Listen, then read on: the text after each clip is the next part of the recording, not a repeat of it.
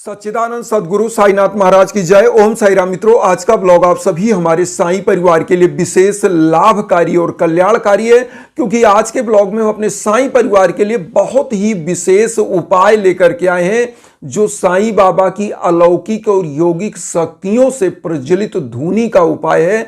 आप सभी लोग जानते होंगे कि साईं ने एक धूनी शिरडी में द्वारिका माई में प्रज्वलित किया था और आज भी वह धूनी प्रज्वलित है। उसकी अलौकिक शक्ति पूरे विश्व और ब्रह्मांड को प्रकाशित कर रही है और उसी की ऊदी को हम लेकर के आते हैं, पवित्रता के साथ लगाते हैं तो हमारा जीवन धन धन और कृत कृत हो जाता है। तो आज उसी का उपाय लेकर के आए हैं। ये किस रूप में आपको लाभ करेगा, पहले ये जान लें। धूनी होती क्या है? धूनी एक ऐसी ब्रह्मांडीय ऊर्जा का प्रतीक है जो बाबा ने स्वयं शिरडी में प्रज्वलित किया था अपनी यौगिक और अलौकिक शक्तियों के द्वारा।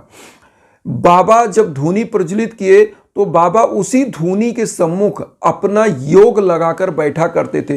एक कथा आती है साईं सच्चरित्र में, जो आपने पढ़ा होगा कि बाबा उसी धूनी के पास बैठे हुए थे ध्यान लगा करके, और अचानक से एक बाबा क्या देखते हैं कि एक लोहारन है जो धौकनी चला रही है और उसका पति लोहे को गर्म कर रहा है और उसका छोटा सा बालक वहां खेल रहा है। अचानक से उसी भट्ठी में गिरता है तो बाबा क्या करते हैं, उसी धूनी में जो है अपना हाथ डाल देते हैं। तो श्यामा और वहां पे जो उनके भक्त अनुयायी थे वो चिल्लाने लगते हैं, अरे देवा ये क्या कर रहे हैं। तो बाबा क्या था, इसका मतलब यही है कि बाबा की जो धूनी थी ना वो अलौकिक थी। बाबा को हर चीज उसी धूनी के माध्यम से पता चलता था और उसी की राख को बाबा दिया करते थे, लोगों की दवा किया करते थे कि उसका जो भी रोग दोष था वह दूर होता था। तो आज मैं आपको बताऊं ये धूनी है क्या, बाबा ने क्यों प्रज्वलित किया, आप इसको समझिए। बाबा एक त्रिकालदर्शी थे, योगी पुरुष थे, और बाबा ने जब यह धूनी प्रज्वलित किया तो विश्व कल्याण की भावना से किया, और इसीलिए आज भी शिरडी में वह धूनी प्रज्वलित है जो बाबा ने प्रज्वलित किया था। उसी की अस्मियों को, उसी की राख को हम धूनी बोलते हैं और ऊदी बोलते हैं। उसी ऊदी का जब हम चंदन लगाते हैं तो चमत्कारिक रूप से आपको विजय मिलने लगती है, आपके शरीर में जो भी रोग है वह दूर होने लगता है। आज मैं इसी धूनी का उपाय लाया हूं कि कैसे अपने घरों में, जो हमारे घर में छोटी सी मंदिर है उसमें बाबा के सम्मुख कैसे छोटी सी धूनी जलाई जाए और बाबा के सम्मुख उस जो ऊर्जा है उसको कैसे हम प्राप्त करें कि हमारे घर का जो नकारात्मक ऊर्जा है वह दूर हो जाए और सकारात्मक ऊर्जा का प्रवाह बढ़ जाए। हमारे घर के जो युवा बच्चे बच्चियां वो सफल हो, बिजनेस व्यापार सफल हो और परिवार निरंतर रोग दोष से मुक्त हो जाए। तो ये चीज हम आपके लिए आज लेकर के आए। और एक चीज और बता दें, जिन घरों में बाबा को दिव्य धूनी यह दिखाई जाती है उन घरों में बाबा की सकारात्मक ऊर्जा बढ़ जाती है। ऐसे घर परिवार में रोग दोष कभी आता नहीं। ऐसे घर परिवार के युवा बच्चे बच्चियां हमेशा सफल होते हैं। घर में समरसता का माहौल होता है, कभी कलह नहीं होता, और अगर कलह है तो कलह दूर हो जाता है। तो बाबा की इस धूनी का अनेकों उपाय अगर किए कराए, मंत्र तंत्र की कोई बाधा तो वो भी कट जाती है।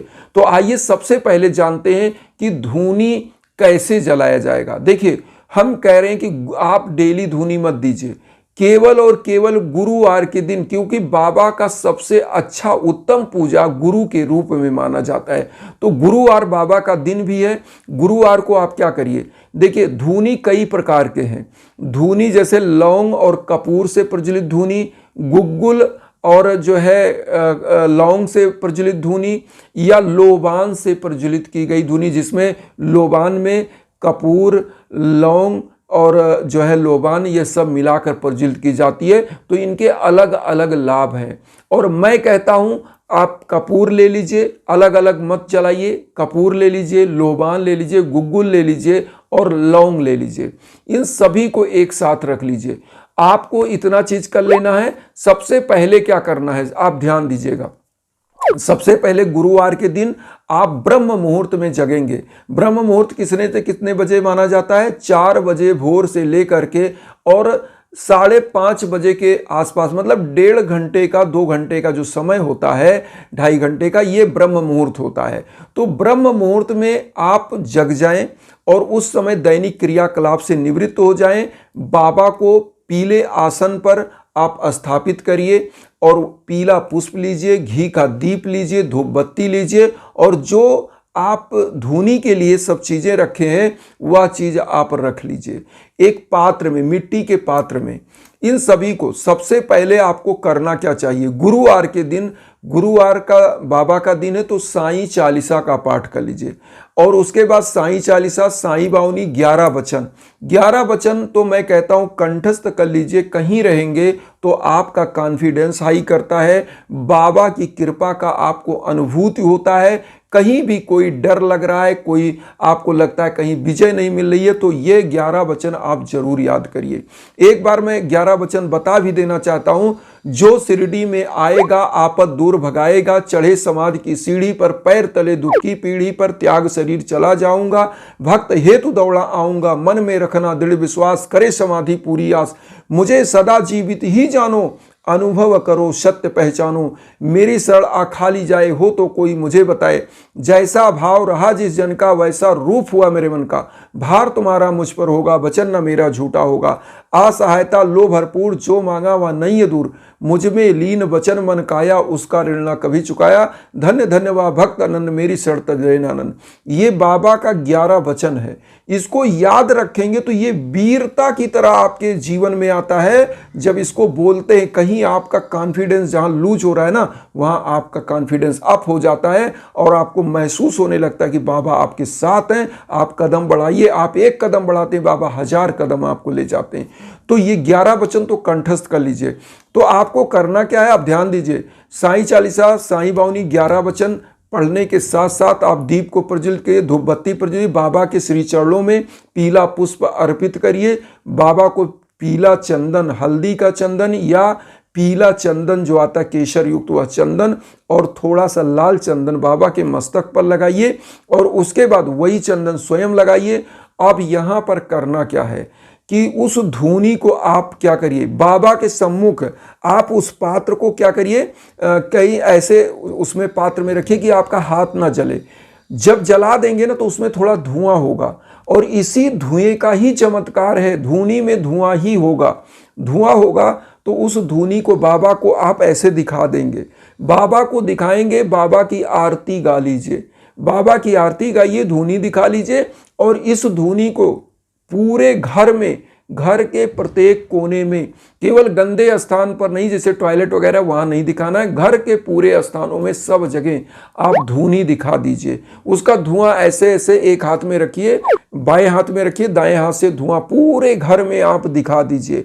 मैं कहता हूं आपके घर के कोने कोने में अगर तंत्र मंत्र की कोई बाधा है, नकारात्मक ऊर्जा है तो दूर होगी। और अगर बिजनेस, व्यापार, प्रतिष्ठान है तो वहां भी ऐसी छोटी सी धूनी, वहां बाबा की एक छोटा सा पोस्टर रखिए, ऐसी धूनी प्रज्वलित करिए। जब दुकान खोलिए गुरुवार के दिन और पूरे दुकान में संभाल करके, कहीं आग ना लगे या कोई चीज़ ऐसी ना हो, ऐसे ध्यान दे करके आप आराम से दिखा दीजिए और फिर उस धूनी को क्या करिए, मुख्य द्वार पर रख दीजिए। ऐसे ही घर के भी मुख्य द्वार पर उस धूनी को जला के रख देना है। जब पूरे घर में दिखा दे, बाबा को दिखाने के बाद मुख्य दरवाजे पर निकलते समय, जैसे अपने घर से निकलते हैं तो एग्जिट पॉइंट के राइट हैंड साइड में अपने दरवाजे के आप रखा दीजिए।